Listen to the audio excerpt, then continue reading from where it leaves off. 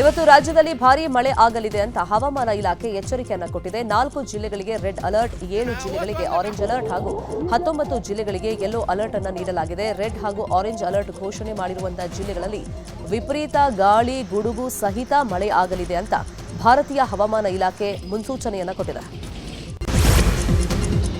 ಮಹಾರಾಷ್ಟ್ರ ಭಾಗದಲ್ಲಿ ಭಾರೀ ಮಳೆಯಾಗ್ತಾ ಇದೆ. ಇತ್ತ ಕೊಯ್ನಾ ಡ್ಯಾಂನಿಂದ ಅಪಾರ ಪ್ರಮಾಣದ ನೀರನ್ನ ಹೊರಬಿಡಲಾಗಿದೆ. ಇತ್ತ ರಾಧಾನಗರ ಜಲಾಶಯದಿಂದಲೂ ನೀರನ್ನ ಹೊರಬಿಡಲಾಗಿದೆ. ಕೃಷ್ಣಾ ನದಿ ಮೈದುಂಬಿ ಹರಿತಾ ಇದೆ. ಯಾರೂ ನದಿ ತೀರದ ಪ್ರದೇಶಕ್ಕೆ ತೆರಳದಂತೆ ಎಚ್ಚರಿಕೆಯನ್ನ ವಹಿಸಲಾಗಿದೆ. ಇತ್ತ ಗದಗ ಜಿಲ್ಲೆಯಲ್ಲಿ ಮಳೆಯಿಂದಾಗಿ ರಸ್ತೆ ಕೆಸರು ಗದ್ದೆ ತರ ಆಗ್ಬಿಟ್ಟಿದೆ. ಲಕ್ಷ್ಮೇಶ್ವರ ತಾಲೂಕಿನ ಸೂರನಗಿಯಿಂದ ಬೆಳ್ಳಟ್ಟಿವರೆಗೆ ತೆರಳುವಂತ ರಸ್ತೆ ಸಂಪೂರ್ಣವಾಗಿ ಹದಗೆಟ್ಟಿದೆ. ರಸ್ತೆ ದುರಸ್ತಿ ಮಾಡೋದಕ್ಕೆ ಗುತ್ತಿಗೆದಾರ ಮಣ್ಣನ್ನು ಹಾಕಿದ್ದು ಈಗ ರಸ್ತೆ ಸಂಪೂರ್ಣವಾಗಿ ಕೆಸರು ಗದ್ದೆ ಆಗ್ಬಿಟ್ಟಿದೆ.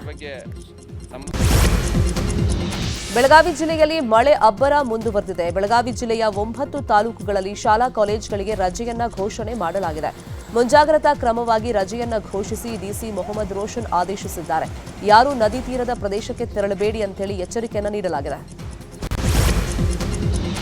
ಗದಗ ಜಿಲ್ಲೆಯ ನವಿಲು ತೀರ್ಥ ಡ್ಯಾಂನಿಂದ ಮಲಪ್ರಭಾ ನದಿಗೆ ನೀರನ್ನು ರಿಲೀಸ್ ಮಾಡಲಾಗಿದೆ. ಮಲಪ್ರಭಾ ನದಿಗೆ 10,000 ಕ್ಯೂಸೆಕ್ ನೀರನ್ನು ಬಿಡುಗಡೆ ಮಾಡಲಾಗಿದೆ.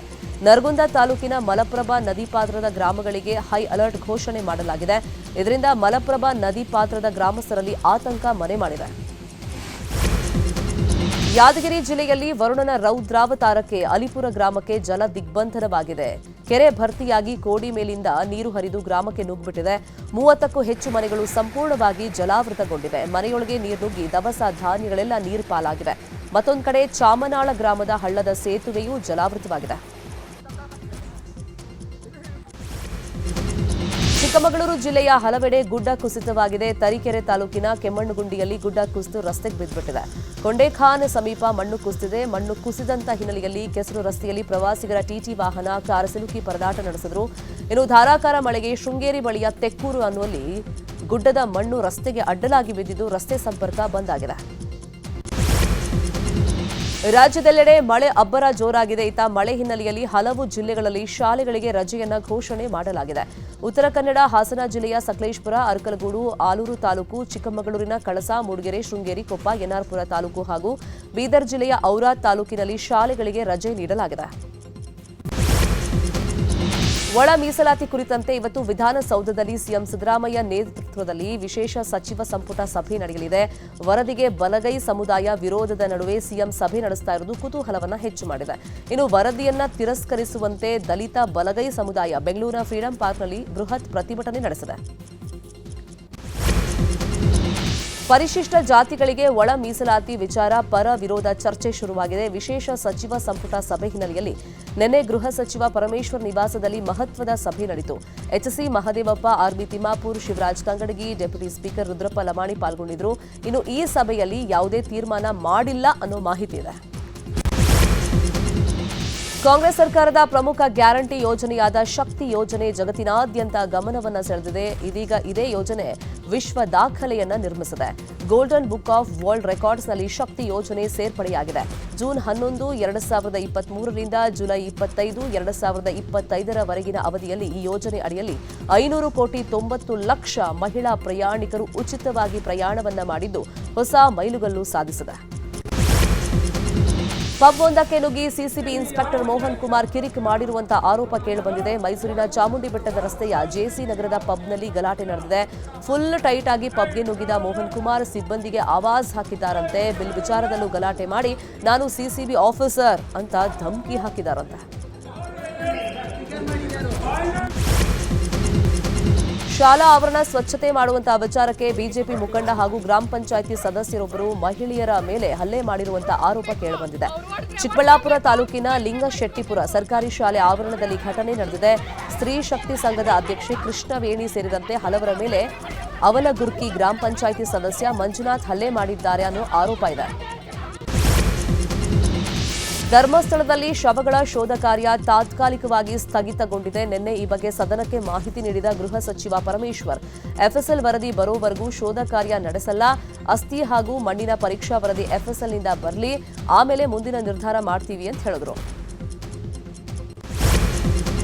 ವಿಧಾನಸಭೆಯಲ್ಲಿ ಕರ್ನಾಟಕ ಸಹಕಾರ ಸಂಘಗಳ ತಿದ್ದುಪಡಿ ವಿಧೇಯಕ ಅಂಗೀಕಾರವಾಗಿದೆ. ಹಾಗೆಯೇ ಬಾಲ್ಯ ವಿವಾಹ ನಿಷೇಧ ತಿದ್ದುಪಡಿ ವಿಧೇಯಕಕ್ಕೆ ಅಂಗೀಕಾರವನ್ನು ನೀಡಲಾಗಿದೆ.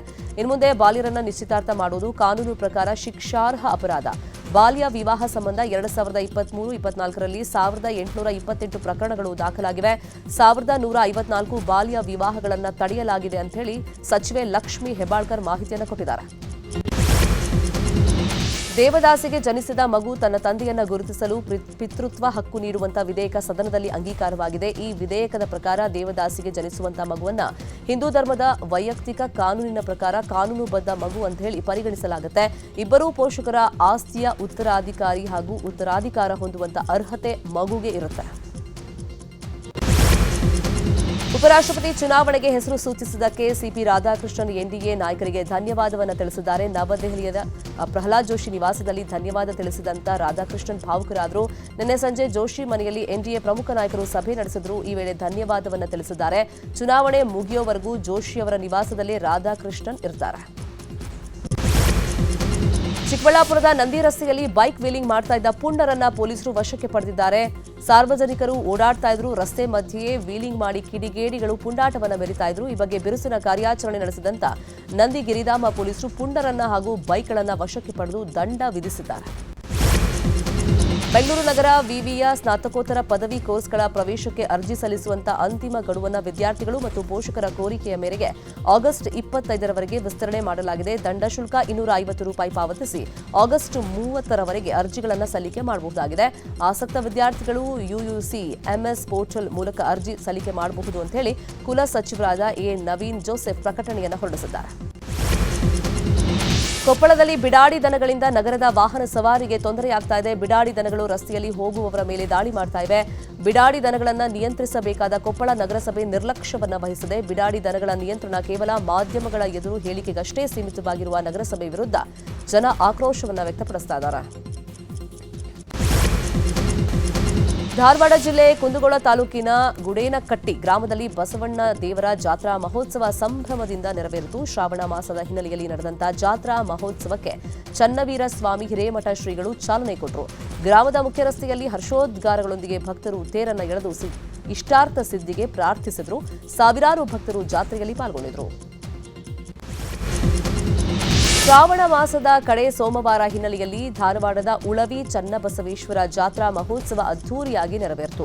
ಉಳವಿ ಚನ್ನಬಸವೇಶ್ವರ ದೇವಸ್ಥಾನದ ರಥೋತ್ಸವಕ್ಕೆ ಮುರುಘಾ ಮಠದ ಶ್ರೀ ಮಲ್ಲಿಕಾರ್ಜುನ ಸ್ವಾಮೀಜಿ ಚಾಲನೆಯನ್ನು ಕೊಟ್ಟರು. ನೂರಾರು ಭಕ್ತರು ಭಾಗಿಯಾಗಿ ರಥಕ್ಕೆ ಬಾಳೆಹಣ್ಣು ಉತ್ತತ್ತಿ ಎಸೆದು ತಮ್ಮ ಇಷ್ಟಾರ್ಥ ಈಡೇರಿಸುವಂತೆ ಬೇಡಿಕೊಂಡರು.